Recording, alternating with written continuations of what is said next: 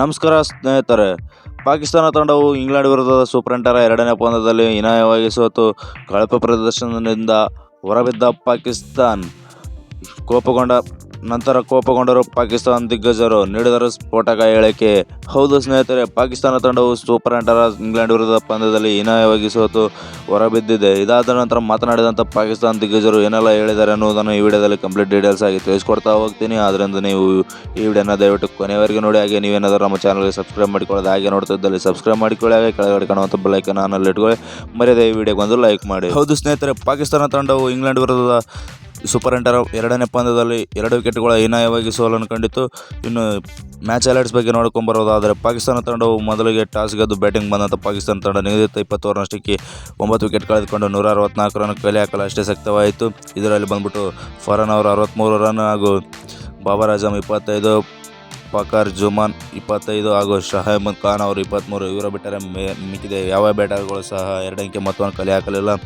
ಇನ್ನು ಬಾಲಿಂಗ್ ಕಡೆ ನೋಡುವುದಾದರೆ, ಜೋಫ್ರಾ ಆರ್ಚರ್ ಅವರು 2 ವಿಕೆಟ್, ಜಮೀನ್ ಒಮಟ್ ಅವನು 2 ವಿಕೆಟ್, ಲೆಮ್ ಡಾನ್ಸನ್ 3 ವಿಕೆಟ್ ಹಾಗೂ ಆದಿಲ್ ರಶೀದ್ ಅವರು 1 ವಿಕೆಟ್ ಕಬಳಿಸಿದರು.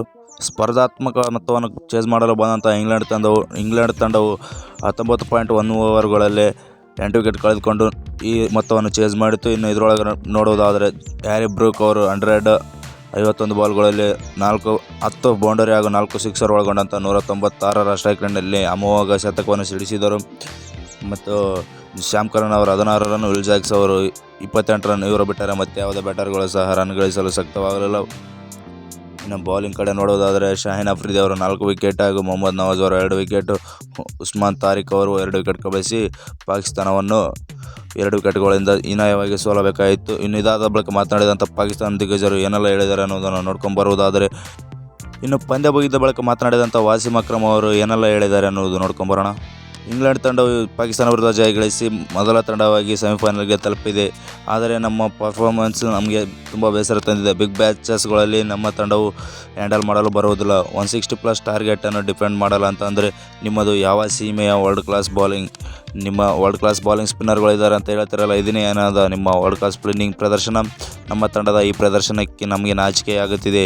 ಸೂಪರ್ 8ಕ್ಕೆ ಬಂದು ಇಷ್ಟು ಹೀನಾಯವಾಗಿ ಪ್ರದರ್ಶನ ನೀಡಿ ಸೋಲುವುದೆಂದರೆ ನಿಜಕ್ಕೂ ಕಳವಳೆಯಾಗಿದೆ ಎಂದು ವಾಸಿಂ ಅಕ್ರಮ್ ಅವರು ಹೇಳಿದ್ದಾರೆ. ಇನ್ನು ಇದಾದಕ್ಕೆ ಮಾತನಾಡಿದಂಥ ಶೋಯಬ್ ಅಖ್ತರ್ ಅವರು ಈ ರೀತಿಯಾಗಿ ತಿಳಿಸಿದ್ದಾರೆ.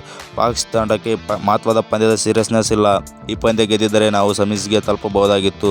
ಎಂಥ ಬಿಗ್ ಮ್ಯಾಚ್ಗಳಲ್ಲಿ ನಮ್ಮ ಆಟಗಾರರು ಎಡುತ್ತಿರುವುದು ನಿಜಕ್ಕೂ ಬೇಸರ ತಂದಿದೆ.